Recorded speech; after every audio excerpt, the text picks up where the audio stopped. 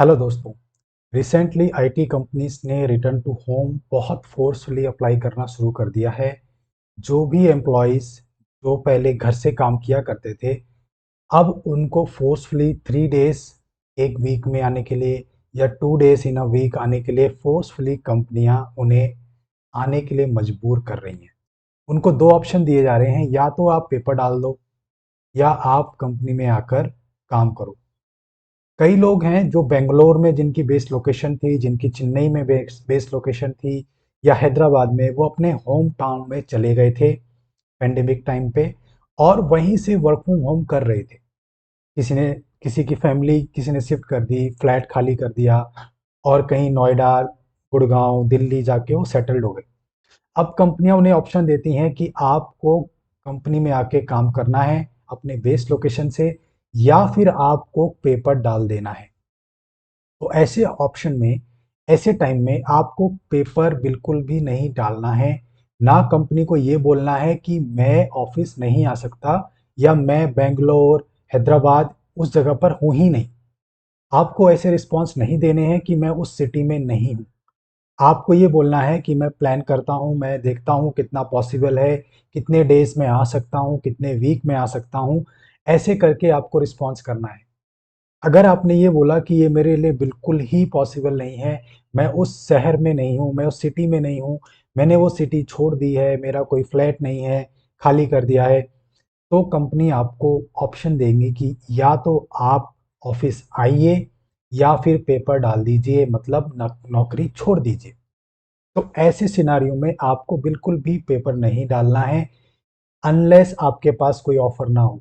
क्योंकि अगर आपने पेपर डाल दिया और फिर आप जॉब सर्च करने लगे, तो उससे आप पे डबल बर्डन आ जाएगा, क्योंकि आप एक प्रेशर में आके फिर नौकरी ढूंढना शुरू करेंगे। और जैसे जैसे नोटिस पीरियड कम होता रहेगा, आपका प्रेशर बिल्डअप होता रहेगा। और अगर दूसरी कंपनी में अगर आप अप्लाई करते हैं, एचआर से नेगोशिएट करते हैं, तो उस टाइम में ये चीज़ बहुत ज़्यादा इम्पॉर्टेंट हो जाती है कि आप करेंटली वर्किंग हैं या नहीं।